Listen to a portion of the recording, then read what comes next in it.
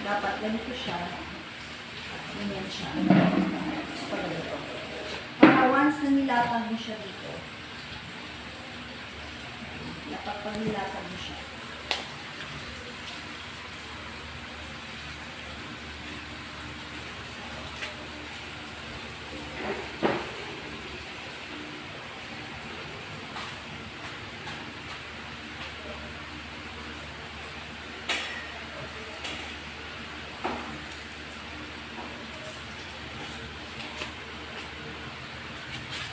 Okay, roll sheet. Bigyan mo ako roll sheet. Yung mas maliit. Maliit yan. Yan ang pinakamaliit. Hindi, yung isa, maliit yan. Yan siguro. Mas maliit. Ito ang roll sheet. So, dapat si roll sheet ko. Okay.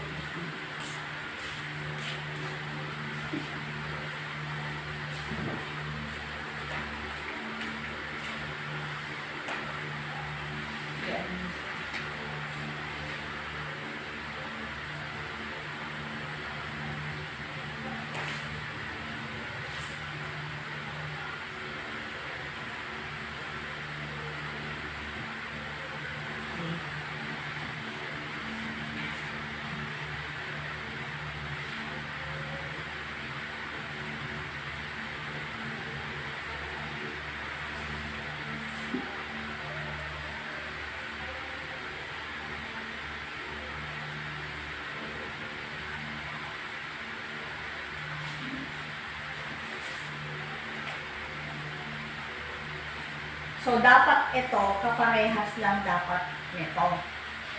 Nga lang, ito kasi iba yung sukat niya. So, mag-a-adjust tayo ngayon. Adjust tayo.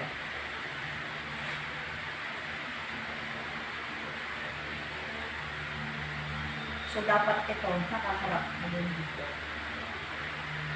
Nakaharap siya. Ito, dapat nakaharap. Dito. It should be good side para hindi tayo magkaroon ng friction sa pasyente. So, ako naman sa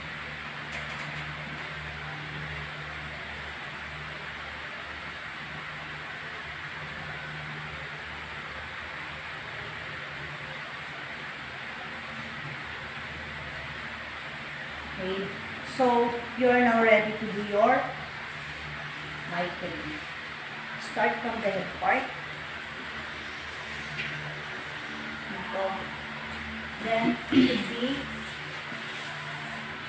45 degrees. Dito.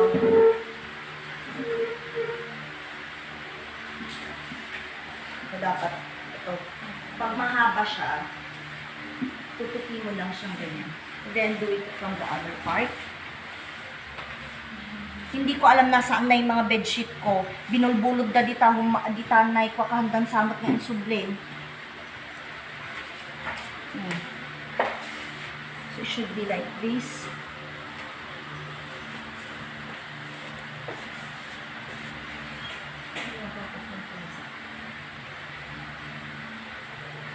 Okay. So, dapat dito ka.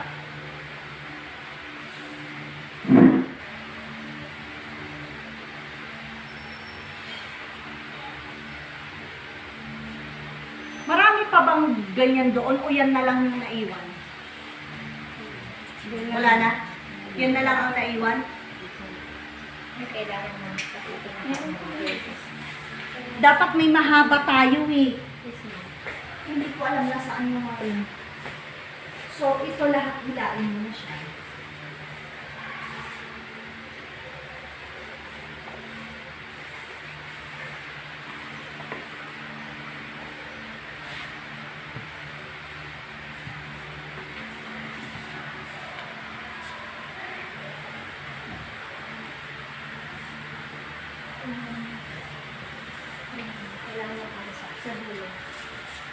So, bakit hindi natin kailangan, hindi tayo pwedeng mag-use from the pan kasi ito yung pinaka-dirtiest part of hands natin. So, it should be like this. Ngayon, hilain mo siya edge to edge. Ito.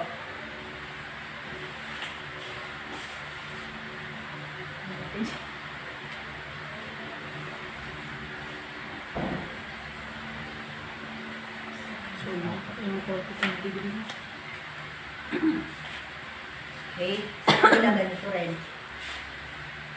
Dapat free of wrinkles siya. Okay? Ito, isama mo na ngayon. Kasi ito yung pag ililipat mo yung isolate. Okay? Start ka dito. Okay? Yung mga body mechanics natin, huwag kakalimutan. Kabila. Yun. Hindi mo pa. Okay, gawa tayo ng open bend. Mami, ano na natin ito? Ipasan yung mahaba ng konti. So, eto, gagawa tayo ng... Okay, dahil nag-good to good tayo from the bottom sheet, sa top sheet naman gagawa tayo ng bud to bud. So, this is the bud to bud. Okay. Ito, tsaka ito, magkasama dapat ito. Ito yung bud to bud, ito yung medyo, ano. Okay, so dito tayo.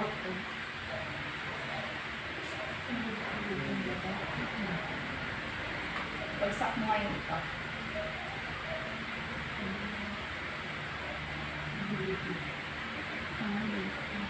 Tapos magharapan na. Face to face. Ito. Dapat sa gitna.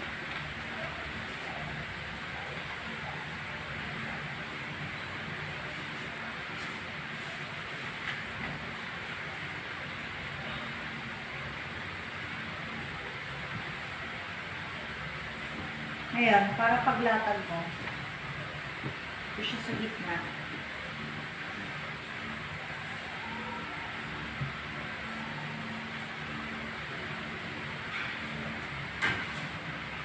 Hilain mo siya ng mas marami dito.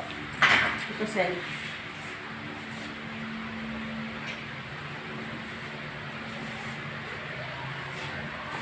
Parang dito.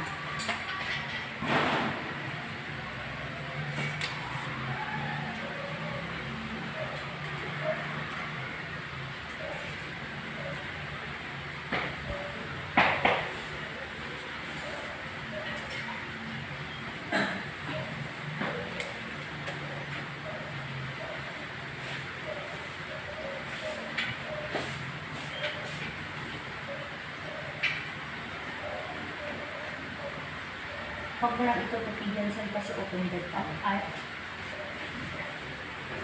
Ayan siya. Para kapag ka hinila mo dito, papasok siya.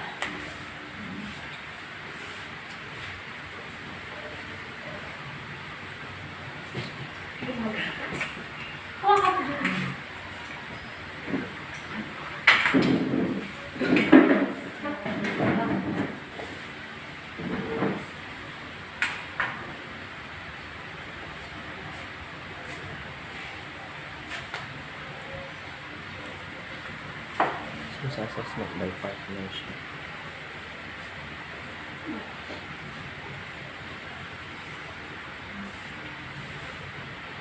This is your open bed. That is the head and this is the tail. So, anong purpose? Bakit ganun yung pagtupi?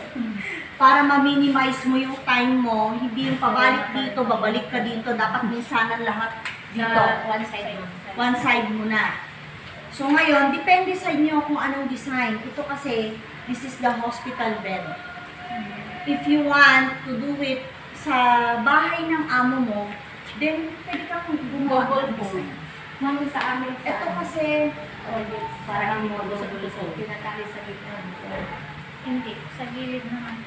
Nakita ko. Oo. Kasi iba-ibang klase Tinatali ng sa parang- gilid. parang hindi siya- actually, sa hospital, ang ginagawa namin, dahil nga, kung walang fitted sheet ng available, yun ang ginagawa mo, itatali mo siya from sa gitna. Sa gitna, parang Dito, ibubuhol mo siya para pagkaganon mo, mahihila na siya dito. Itatakin mo siya. O bakit anong purpose nito? Kasi nga, di ba ang pasyente, kapag ka matutulog na siya or hihiga na siya sa bed, ito kasi soft ito. Soft siya. So, dapat ito yung lalabas. Dahil kasi pag ito, nakakagasgas ito. So, dapat ganyan. Baliktad. So, always remember, pag gagawa ng Bottom sheet, mag-ano ka ng good to good. Always remember good to good. Para yung lalabas is yung good. Okay? Tapos ito, back-to-back. Ito naman, sa top sheet, depende sa weather. Maglalagay ka pa rin ng blanket kung centralized yung ano syempre dito, kagaya ngayon, mainit. So, I'm just going to use the single top sheet. Switch ito lang yung lalabas. Now, if you're going to close the bed, close mo na siyang ganyan. Leave it mo na lang siya. Para kung sakaling may pasyente, hilain na lang yan. And then, if you want to do it, like, halimbawa, design, gawa tayo ng triangular for design. Okay. Kung gusto mo mag-design ng bed,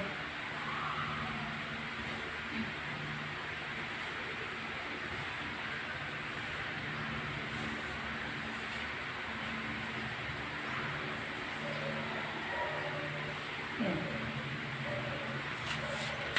Yan. Para pag hilain pa rin ng pasyente, ito pa rin yung lalabas. Depende sa inyo kung anong gusto mong design ng bed. Okay. So yun muna, ito muna gagawin natin. This is the open bed. Bago na tayo makalang. So,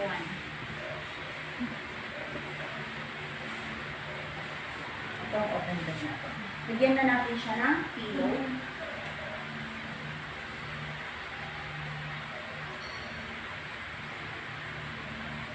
This is your open bed. Kung gusto mo munang isara ngayon, relax, isara.